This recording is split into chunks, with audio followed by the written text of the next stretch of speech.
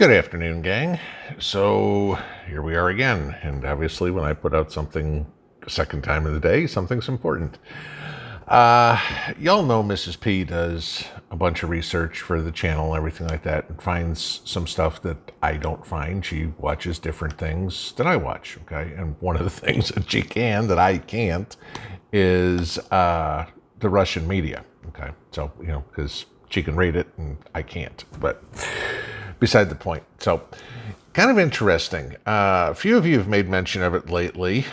Somebody actually had told me the other day, I guess they were talking to the manager at the meat market at their local grocery store, and he said expect the price of pork to go through the roof. Okay.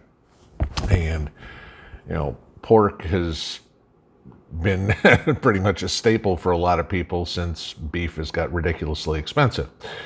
So she went and did a little bit of research on some of the stuff she read in the Russian media to verify it like we always do, okay? Try to check and double check. So first thing I want to tell you this is from the USDA, and it is on the USDA gov.gov website. And I will link this one in the bottom. But you know how we all have been talking about food prices, and we keep hearing all this crap about, 2%, maybe 3% this year. This is the May forecast from the USDA, okay? And I'm just going to read bits and pieces of it here for you.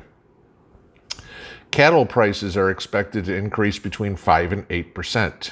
Beef prices wholesale beef prices are predicted to increase between 1.5% and 4%. Now, mind you this, wholesale prices go up 1.5%, 4%. You can imagine what's going to happen to retail prices. Retail's what you and I buy, okay? But getting in more, wholesale pork prices are predicted to increase between 8.5% and 11%. Wholesale poultry prices are predicted to increase between 13% and 16%. Remind me again where that 2 to 3% inflation's coming from.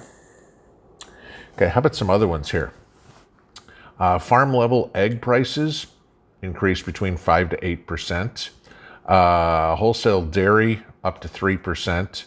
These are some good ones. How about this one? Farm level soybean prices are predicted to increase between 48.5% and 51.5%. You have no idea how much soybeans we actually use. And for all of those you guys that like your tofu, okay, you're going to pay through the nose for this, all right? That increase in soybeans, okay, has led to the increase in prices of your other vegetable oils, okay, which are expected to increase between 16.5% and 19.5%. Okay, how about that one? Fruit expected to go up somewhere between 2 to 5%. Gardening, huh? Okay, how about this one? Farm level vegetable prices are expected to come up between 6 and 9%. All right, flour, because wheat's supposed to go up between 8.5 and 11. So, wholesale flour prices, 4.5 to 7%. Get the idea here, guys? This is getting unsustainable. And I want to read this to you. This is an article that started Mrs. P off on it. It was all in Russian, in the Russian press. And she translated it so I can read it. It's not that long, but I'm going to read it to you here real quick. It says, progressive, environmentally conscious Americans are suddenly in vogue, starting to pick mushrooms and berries in the forest. Previously, this was considered some kind of indecent homeless habit. Today, it's a stylish hobby, like growing greens on a windowsill, canning and freezing seasonal vegetables and fruits for the winter, and cooking at home instead of going to the restaurants. It's not a shame to survive. The reasons for such hobbies are purely material. Food is becoming more expensive, restaurant food is becoming more expensive, and at an overwhelming rate, the interruptions in food and household items that began a year ago in the midst of the coronavirus lockdowns. Who doesn't remember the epic battles for the last roll of toilet paper in American supermarkets? Then, under the guise of the coronavirus panic, Americans somehow did not pay attention to the fact that food prices went up sharply. From January to May of 2020, the grocery basket has risen by an average of 2.6%. Moreover, chicken rose in price by 5.8%, beef by 9.6%, and eggs by 16%. Okay? This was explained by various reasons. We all heard this crap. Okay? The temporary closure of meat processing plants, supply disruptions. But when all that stopped, as the article says, however, at the end of the lockdowns, prices did not stop at all. They were further pushed up by the rapid rise in gasoline prices. As a result, from May of 2020 to May of 2021, consumer prices in the United States increased by another 4.2%. An important inflation indicator for Americans is used car prices. So far, they've skyrocketed 21% over the last year. In April alone, the price of old cars went up by 10%. And of course, the rise in price hit the most disadvantaged people the hardest. Prices for electricity, gas, and water are growing. Gasoline is breaking records, and on top of that, steel, aluminum, and wood. Okay? All the stuff we know, we've known for a long time. Okay? Continuing. Prices for the most popular products are growing at an outstripping pace, and this is not the limit. The U.S. Department of Agriculture has already officially promised that the selling prices for soybeans for farmers this year will rise by about 50%.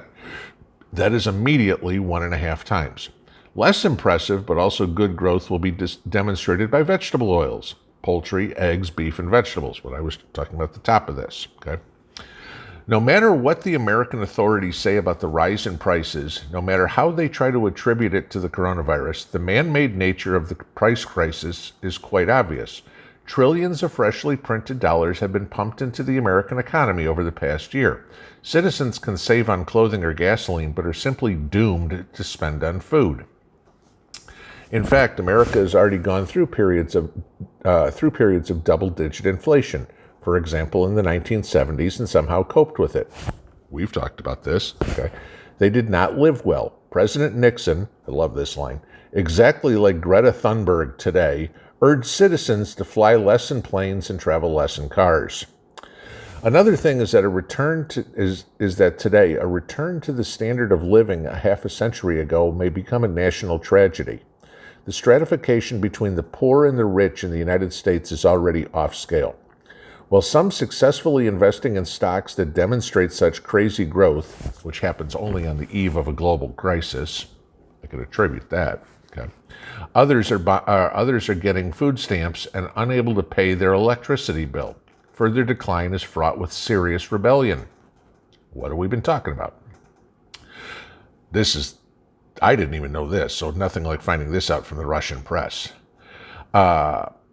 So far, the authorities are pouring money in at the displeasure of the masses.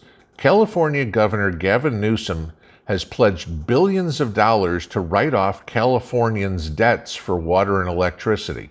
In the country's richest state, these bills amount to hundreds of dollars per household every month and are constantly growing.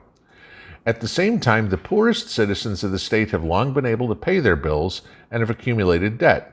The authorities even had an extravagant idea: to set the amount in bills depending not on consumption, but on the payer's income, so that the rich Californians would pay for the poor in this way.